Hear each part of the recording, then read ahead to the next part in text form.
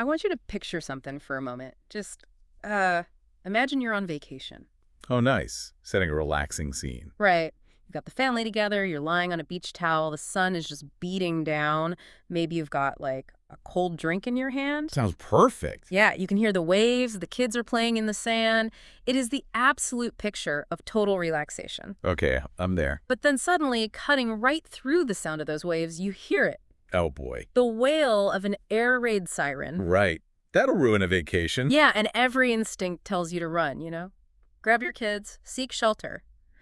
And as this siren blares, you start to hear the distinct, terrifying buzz of drones. Just flying directly overhead. Exactly. Followed immediately by the heavy, rhythmic thud of anti-aircraft fire echoing from, like, just outside the city limits. I mean, for almost anyone, anywhere in the world, that combination of sounds is the cue for absolute chaotic flight. Yeah, total panic. Right, is designed to trigger our deepest, most primal panic responses, fight or flight. But in this scenario, as the sky is literally buzzing with weapons of war, nobody moves. Wow. People just stay on their towels. They keep sunbathing. Wow. The kids keep building sandcastles. Now, ask yourself, what kind of psychological state, what kind of societal conditioning does it take to just lie there and ignore the sky falling? It's a really uncomfortable question. It is. But according to Stanislav Krapivnik, who is a former U.S. Army officer originally from the Donbas region who now lives in Russia, that beach is not a hypothetical. No, it's a daily reality. Right. And understanding the mindset of the people on that beach is, well, it's the key to unlocking a very dark, very aggressive strategic framework for global conflict. Because that framework, it fundamentally challenges how analysts in the West typically model the ongoing Russia-Ukraine conflict and, broader global tension. For sure. We're looking through a lens that operates on a completely different set of assumptions about human behavior, economics, military force, all of it.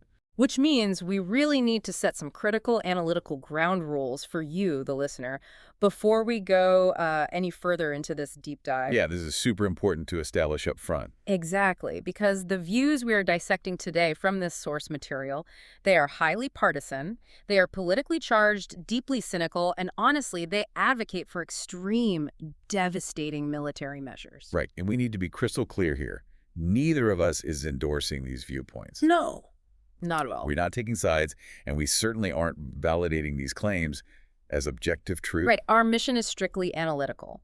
We are essentially putting on our hazmat suits today to dissect the anatomy of a hardline worldview. I like that analogy, the hazmat suit. Wow. Because to understand global affairs, we cannot afford to only look at perspectives we find comfortable or logical by our own standards. Yeah, you have to look at the ugly stuff, too. Exactly.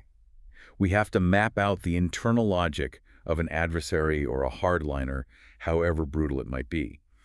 If a political or military faction convinces itself that a certain terrifying course of action is rational, well, we need to understand the structural foundation of that belief. So we are going to follow the thread of this argument from the ground up. And that thread, it starts with a central question. Right. How does a modern nation convince itself that dramatic, potentially catastrophic military escalation is actually the most rational path to security? It's a huge question. Yeah. And to answer that, we have to look at how Krapivnik characterizes the psychological foundation of the Russian populace, because that is the bedrock his entire theory of escalation rests upon. He spent a lot of time on this. He does. He is actively disputing the prevalent narrative that economic and military pressure is causing Russian society to buckle. Yeah, the source material spends significant time dismantling the idea of a brittle, failing state. Think about the reports of the past couple of years concerning, resource depletion. Right, like claims that fuel logistics are collapsing or that the agricultural sector is rotting in the fields due to a lack of manpower. Exactly. Krapivnik looks at those assessments and dismisses them as complete fabrications, or, at best, just gross misinterpretations of data. Let's look at the fuel situation first, because well, energy is the lifeblood of any war effort. We've seen the reports of lines at gas stations inside Russia. Right. And to a Western analyst, a line at a gas station in a petrostate signals systemic logistical failure. It looks like things are breaking down. Exactly. But Krapivnik flips the script on that entirely. He really does. He attributes those bottlenecks purely to normal seasonal human behavior. Which is fascinating. He argues that the lines are just the result of massive numbers of citizens driving south for summer vacations. Vacations? Yeah, vacations. In his framing, This isn't a society scraping the bottom of the barrel for diesel to run its tanks. Yeah.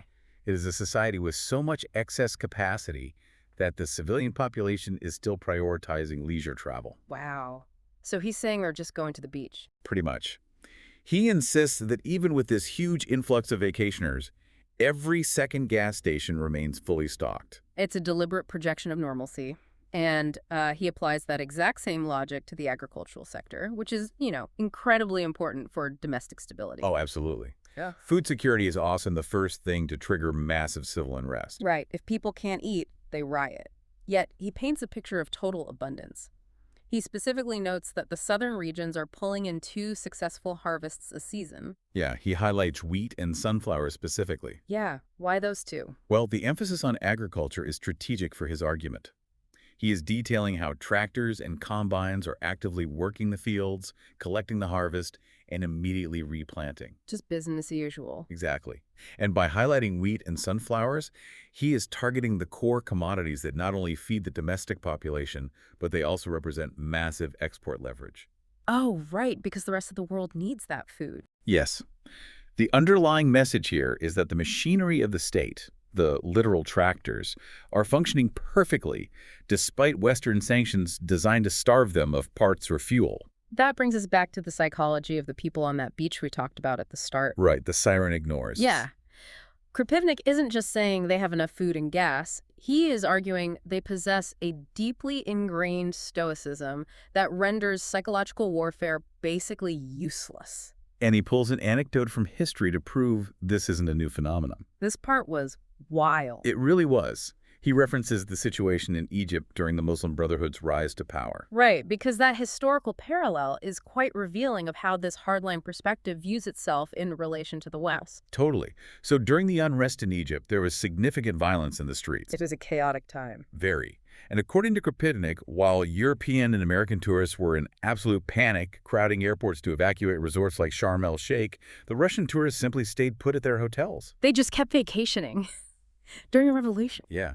And his justification for why they stayed is fascinating. What was it? He claims they knew the fighting was outside the resort walls, so it just didn't concern them. Just totally unfazed. Right.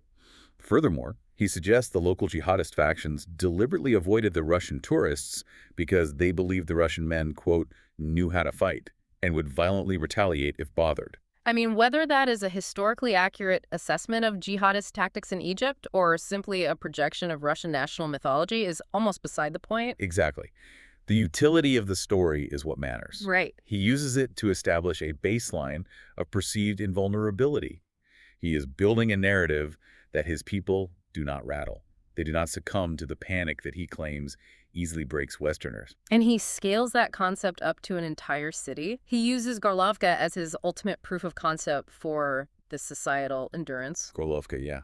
The numbers here are staggering. They really are. Here is a city that had a pre-war population of 380,000. A decent-sized city. Yeah. He claims that for 12 solid years, this city has lacked running water. 12 years. 12 years. Yet, despite over a decade of severe infrastructural deprivation, a condition that would turn most modern cities into ghost towns in months, he asserts the population only dipped to 320,000. Right. To retain roughly 85% of your population in a major urban center without running water for over a decade, it's just a staggering claim. It's hard to even wrap your head around. It is. And it serves as the lead-up to a quote he attributes to Napoleon regarding the resilience of the Russian soldier. Oh, right, the Napoleon quote. Yeah, the quote essentially states that it's not enough to simply shoot a Russian soldier. You have to shoot him twice and then physically push him over. Wow. Let's analyze the mechanism of this resilience, because this is where the danger lies for any opposing strategist. If we use a materials engineering metaphor, it sounds like he's describing strain hardening. Oh, I like that. Explain that for a second. So, in metallurgy, when you bend certain metals, the deformation actually makes the material stronger and harder to bend the next time. Right. It toughens up. Yeah, up until the point it catastrophically snaps.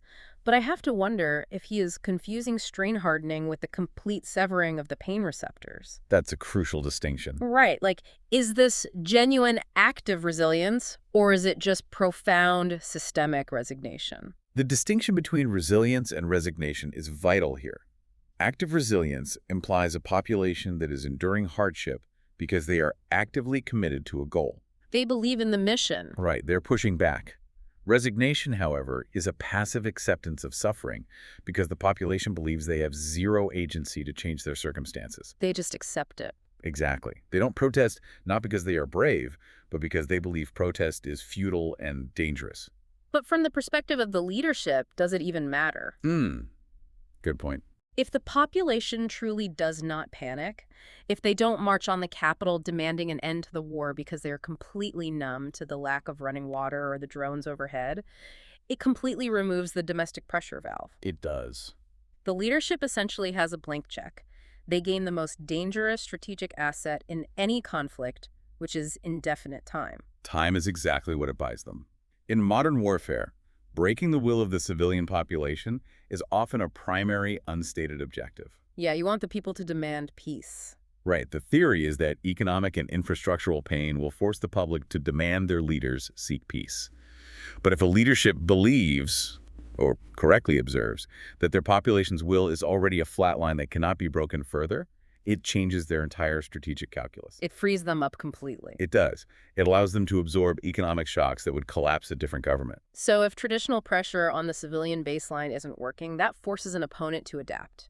And this leads us to the next phase of Krapivnik's argument. The economic targets. Exactly. He notes a shift in strategy from the West, a pivot toward attacking massive economic and commercial targets. But he argues this adaptation is a fatal miscalculation that will violently backfire. Yeah, the source details strikes on enormous commercial logistics hubs. He specifically names warehouses for companies like Wildberries and Ozon. We really have to contextualize the scale of these targets for the listener. For sure. These are not small regional supply depots. No. These are e-commerce leviathans. They are the Amazon of Russia and the broader Russian-speaking regions like Kazakhstan. They deliver everything. Everything. They are the central nervous system of the modern consumer economy. And he goes out of his way to mention the owner of Wildberries, Tatyana Kim. Yes. He identifies her as a Russian of Korean descent and claims she is the richest woman in the world. Highlighting her wealth isn't an accident. That's very deliberate. It speaks directly to the Western theory of economic warfare. The strategy is often built on the idea of a structural load-bearing pillar. Right, the oligarchs. Yeah, the assumption is that the ultra-rich oligarchs are the pillars holding up the political regime. If you strike their assets and vaporize their wealth, the pillar cracks, the ceiling caves in, and they force the government to stop the war. The logic is straightforward.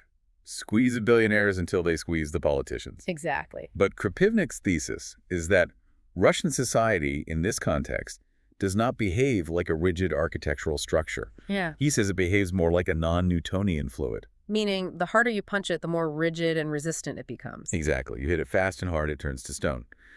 He asserts that destroying the properties of the ultra-rich will not fracture the elite class from the government. It won't drive a wedge. No. Instead, he claims it achieves the exact opposite. It creates a shared grievance that binds the billionaires and the everyday citizens together. Wow. Yeah. He argues that destroying Tatyana Kim's massive warehouses simply validates a nationwide desire to strike back directly at European factories. Let's dig into the mechanics of why that might be true, because it runs counter to a lot of Western political science. It really does. Think about it. When you hit a military base, that is a tragedy of war, but it is cordoned off. It feels distant to a civilian living hundreds of miles away. Right, it's abstract. But when a mega logistics hub burns to the ground, the war suddenly enters your living room. The warehouse that delivers your winter coat, your baby formula, or your electronics is gone. The disruption is immediate. The grievance becomes democratized. Everyone feels it. Right. It shifts the disruption from an abstract national security issue to an intimate disruption of daily life. Exactly. Krapivnik's argument is that the civilian population does not look at the burning warehouse and blame their own government for starting the geopolitical conflict that led to the strike. They don't say, look what you made them do to us. No.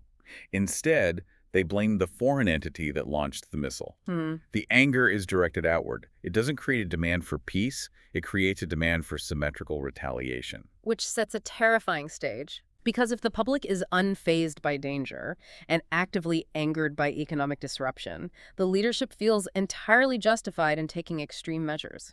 They have a mandate for escalation. Yes. And this is where the source material enters its most alarming phase. Krapivnik lays out his explicit blueprint for what he believes is the only way to end the conflict, and it involves a dramatic, violent escalation into Europe. Yeah, he fully embraces the label of a military hardliner. He wears it like a badge of honor. He really does. He explicitly grounds his philosophy in the logic of the Roman Empire. Okay, let's unpack that. It's the classic Machiavellian idea, Yeah. but he attributes it to Rome. It is better to be feared than loved. Right. In his view, alliances based on mutual benefit or diplomatic goodwill can be betrayed the moment it becomes convenient. Because people are fickle. Exactly. Yeah. But fear, visceral, existential fear, Yeah. is a constant that guarantees compliance. And to generate that fear, he claims Russia has massive untapped potential. He argues the Russian economy is currently barely trying, operating on a war footing of only 6 to 7% of its GDP. Which is a very low gear, if true. Yeah. He suggests they have the industrial capacity to ramp that up to 30 or 40%. Even at this allegedly low gear, he claims they are churning out 1,200 to 1,500 main battle tanks annually. He is projecting the image of a sleeping industrial giant that has only just opened one eye. That's a terrifying image. It is. And his blueprint for how that giant should restore what he calls deterrence is incredibly specific and chilling. It really is. He advocates for massive, crippling conventional military strikes directly on the infrastructure of West Germany. The specificity is what makes it so striking. He explicitly says they should spare East Germany. Right, with the exception of the government headquarters in Berlin. Yeah, just completely bypassing the East. Yeah. But for West Germany, he outlines a systematic dismantling of their industrial and civil capacity. Yes. He wants to target the headquarters of major defense contractors, specifically naming Rheinmetall. And we must emphasize his definition of targeting here because it's brutal. Yeah, lay it out. He is not just talking about degrading factory floors or disabling supply chains. He explicitly advocates for striking the corporate headquarters to eliminate the executives, the assistants, the administrative staff. Just wiping out the offices. Yes. It is a targeted decapitation of the civilian corporate leadership that supplies the military hardware. He pairs that corporate targeting with broad civil devastation. He advocates for destroying bridges, gas storage facilities, and liquefied natural gas ports. Complete infrastructural collapse. And the timing, he suggests, is deliberately cruel.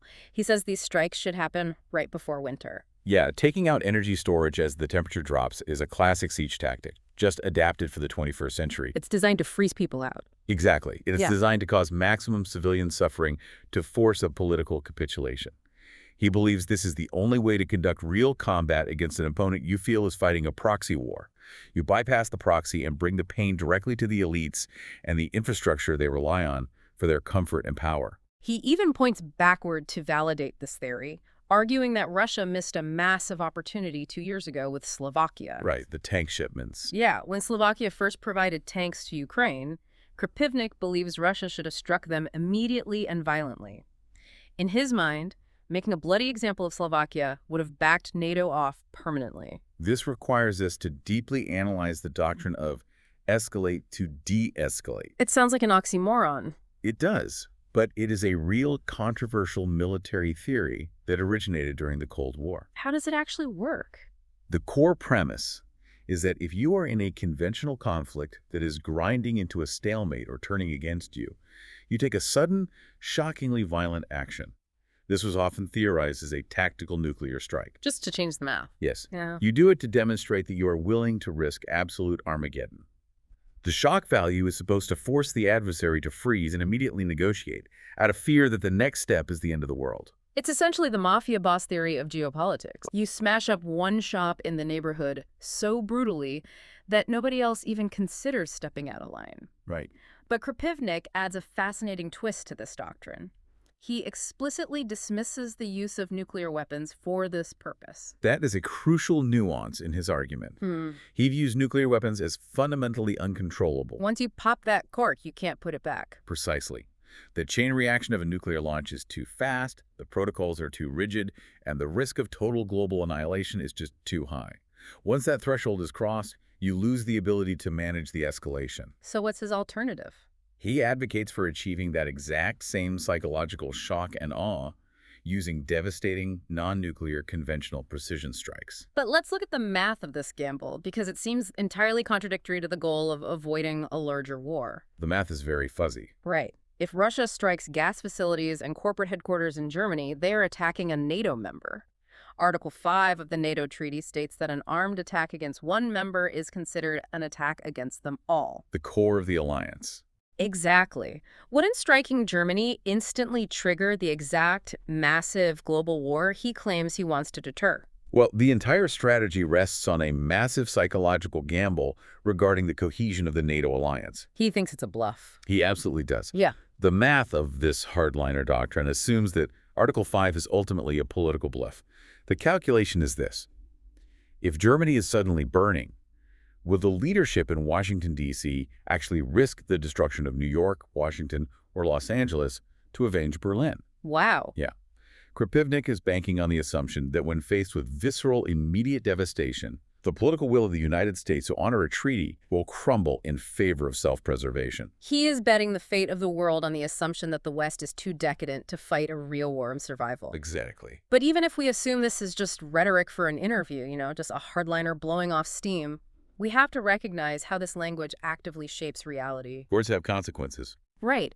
If you are a defense planner in German intelligence and you hear former officers advocating for precision strikes on your winter gas reserves, you cannot just write it off as a podcast rant. You can't ignore it. You have to physically adjust your defensive posture. Absolutely. This creates a classic security dilemma. What's that? It's when a faction within a nuclear power normalizes the discourse of preemptive conventional strikes on European capitals, those capitals must prepare for the worst-case scenario. They have to get ready. Right. They move air defenses, they secure supply lines, they increase military readiness. Which makes total sense for them. It does. But to the hardliner in Russia, those defensive preparations look like aggressive escalation, which further validates their initial belief that a preemptive strike is necessary. The rhetoric itself becomes the engine of a self-fulfilling prophecy. Which brings us to a fascinating philosophical debate that occurs in the source material, raised by the interviewer, Glenn Diesen. This is a great pivot in the interview. Yeah. With all this talk of extreme escalation and shifting strategies, Diesen asks the most fundamental question of any conflict. How do we actually measure who is winning right now? It is a question that exposes a deep fracture in how different generations and doctrines view warfare. It really does. Diesen brings up a specific data point, a tweet from Ukrainian President Zelensky detailing a massive Russian strike on Kiev. Okay, let's look at the numbers on this. The strike involved 40 missiles and 120 drones. That's a huge swarm. Massive. But the crucial detail Diesen focuses on is that this massive swarm resulted in only one reported casualty. Diesen uses this exact ratio, 160 aerial vehicles to one single casualty, to suggest something highly counterintuitive to the Western narrative. Very counterintuitive. He implies that this proves Russia is actively, painstakingly attempting to avoid civilian casualties when they select their targets. This opened up a debate about the competing metrics of success in a modern conflict. Two totally different scoreboards. Exactly. The source material outlines two entirely different frameworks for measuring victory. The first framework is the traditional kinetic measure of war. The old school way. Right. In this view, you measure success by looking at a map. Who is gaining physical territory? What are the casualty ratios in the trenches? Are your supply lines advancing? That is the scoreboard we are all taught to understand. Grinding out yardage, capturing flags.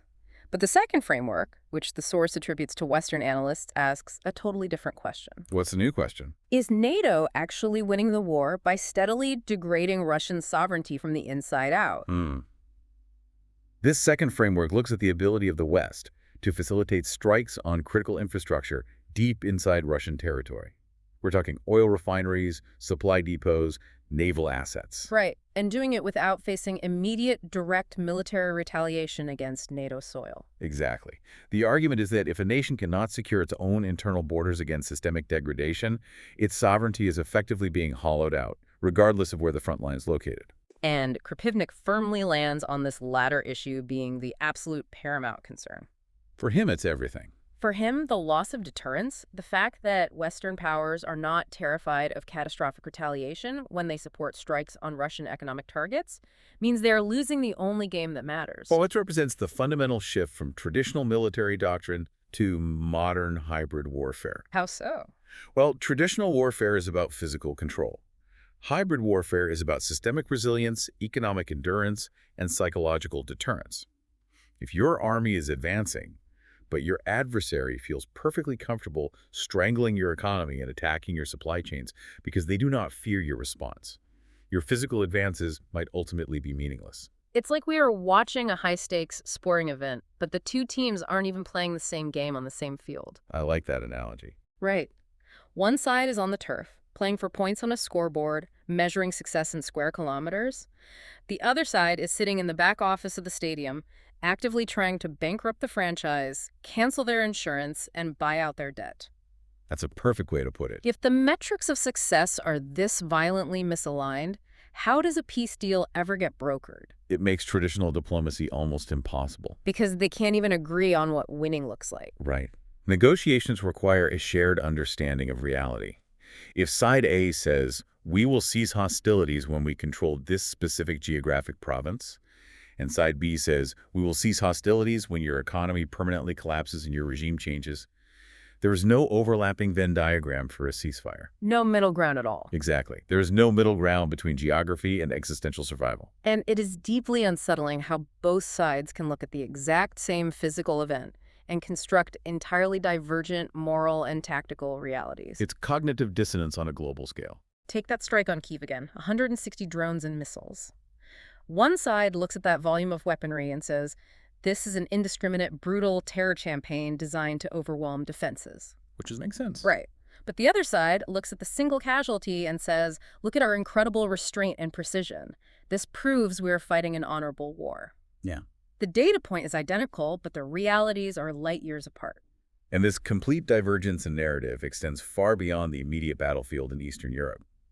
Having established how fragile the European theater is, the source material then shifts its gaze to the global stage.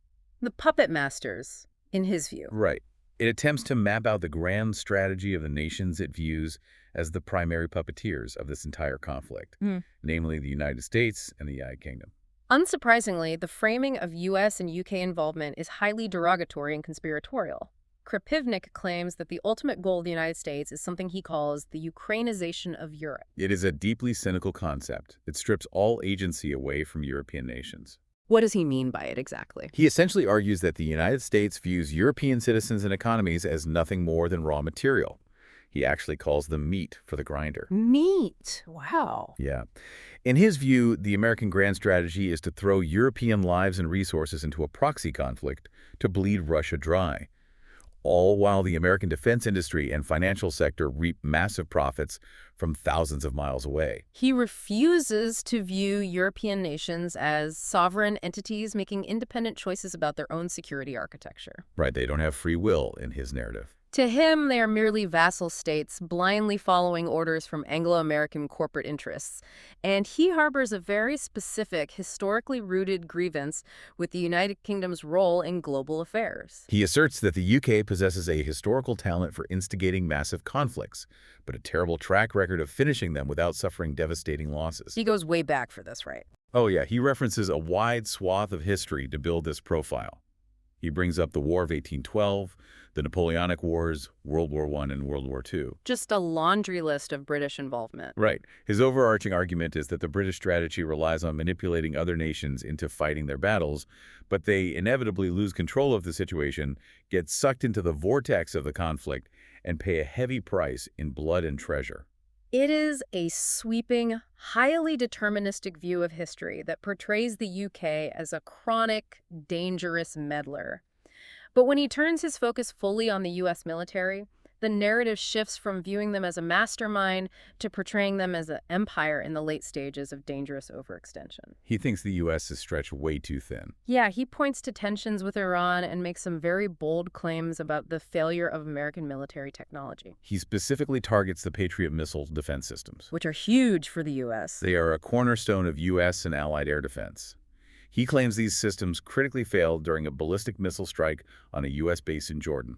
That's a heavy accusation. It is. He asserts that American soldiers were housed in fragile shipping container structures, and that the resulting blast would have caused significantly higher casualties than the U.S. military officially admitted to the public. He is outright accusing the Pentagon of a massive cover-up, suggesting they're hiding dead soldiers to mask the ineffectiveness of their flagship defensive technology. It's a huge claim. And he extends this narrative of weakness to a hypothetical future conflict, comparing a potential U.S. war with Iran to the Vietnam War. Right, but with a twist. Exactly. He notes a crucial distinction.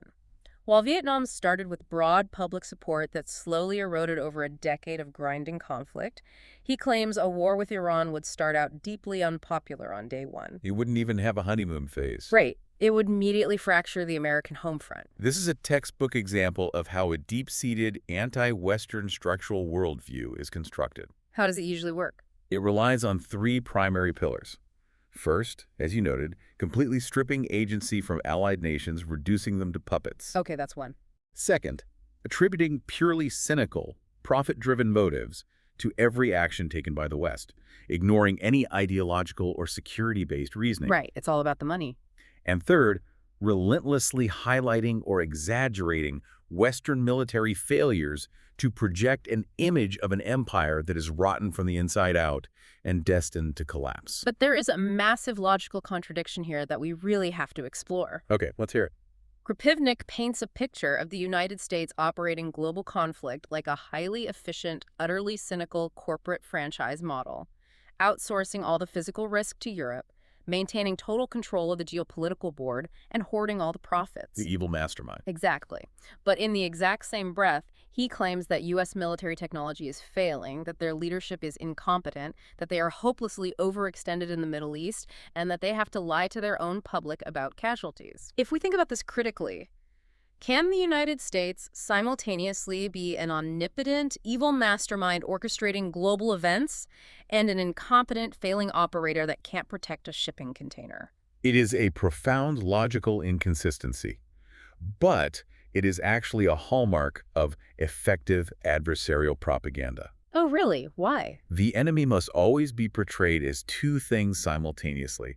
They must be an existential, cunning, omnipresent threat that requires extreme unifying measures to defeat. Because you need the people to be afraid. Yes, but they must also be a weak, decadent, incompetent force that is inevitably destined to lose to your superior resolve. It creates a psychological sweet spot for a domestic audience. Exactly. It generates urgent fear. We must fight them because they are dangerous masters of manipulation, while simultaneously generating optimism.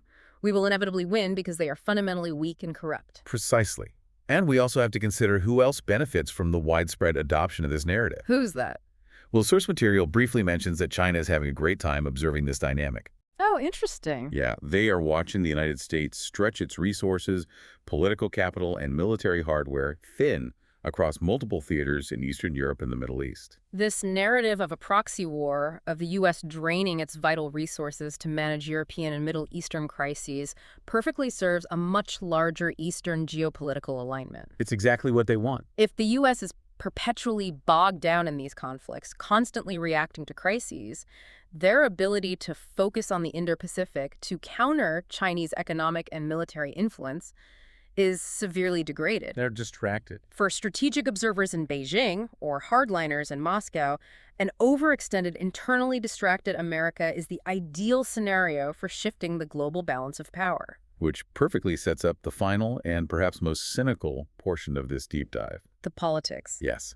If the United States is the main driver of global conflict, the ultimate puppet master, what does a hardliner like Krapivnik think of American domestic politics? Right.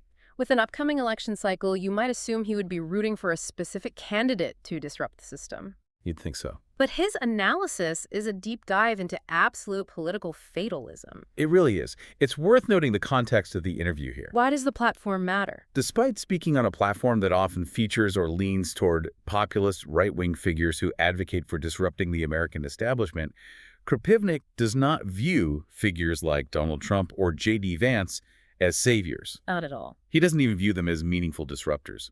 To him, they are merely interchangeable cogs in what he defines as an oligarchical empire. He describes the machinery of American politics using a theory he calls 2 steps forward, 1 step back, driven by a singular, unified, elite class, the uniparty. The uniparty, right. He argues that the political pendulum we are always taught to believe in, swinging back and forth between liberal and conservative ideologies, is actually an illusion. It's a great metaphor. It is not a pendulum, it is a ratchet. The ratchet metaphor perfectly encapsulates his argument. Explain how a ratchet works in this context. A ratchet only turns in one direction, locking into place after every movement so it cannot slip backward. Right, click-lock, click-lock. Exactly. He claims that the Democratic Party exists to push extreme progressive agendas, the initial 2 steps forward. He cites cultural and social issues to illustrate this, specifically mentioning the intense controversies surrounding puberty blockers and gender transition surgeries for minors. According to his theory, this extreme push inevitably causes a public backlash. People get upset. Right. And that is when the Republican Party steps in. They decry the extremism, they promise a return to normalcy, and they pull the agenda back, the 1 step back. But the crucial mechanism of the ratchet is that the new pulled-back position is still further progressive than the original starting point. It never goes all the way back. No. He argues that the conservative apparatus simply redefines traditional values to accept whatever the standard liberal norms were just a few years prior. The ultimate effect is that the original radical shift is normalized, and the machine prepares for the next click forward. And he applies this mechanical logic far beyond the culture wars.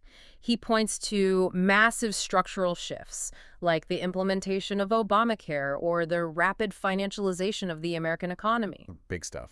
Things that were once violently opposed by one side eventually become the accepted baseline. In his worldview, American elections are entirely theatrical. Just a show. The public argues passionately, they donate money, they vote, completely unaware that the entire machine is slowly clicking forward in one predetermined direction dictated by an unseen elite. When it comes to specific political figures, he is utterly dismissive of their agency. Even Trump. Even Trump. He claims that Donald Trump, during his first term, was entirely played by the deep state. He argues that Trump was surrounded and managed by neoconservatives who controlled his agenda and prevented any real disruption. He specifically mentions Lindsey Graham as one of these controlling figures, though he notes Graham is supposedly out of the picture now in terms of influence. He also dismisses other prominent figures like Richard Blumenthal and Tom Cotton, categorizing them as ineffective duds who merely serve the system. And he doesn't spare the newer populist wing either. What does he say about Vance? Well, despite J.D. Vance frequently speaking out against continued funding for the war in Ukraine, a position you would think a Russian hardliner would applaud, Krapivnik views Vance as completely neutered. Neutered. Yeah. He sees him as isolated within the political machine, incapable of enacting change, and ultimately thrown as a sacrifice to corporate interests, specifically mentioning Big Pharma. It's an incredibly bleak assessment. He looks at the entire span of modern American history and claims that the last U.S. presidents to exercise any actual independence from this oligarchy were Ronald Reagan and George H.W. Bush. Which is a very specific cutoff point. It is. And his metric for Bush's independence is incredibly narrow.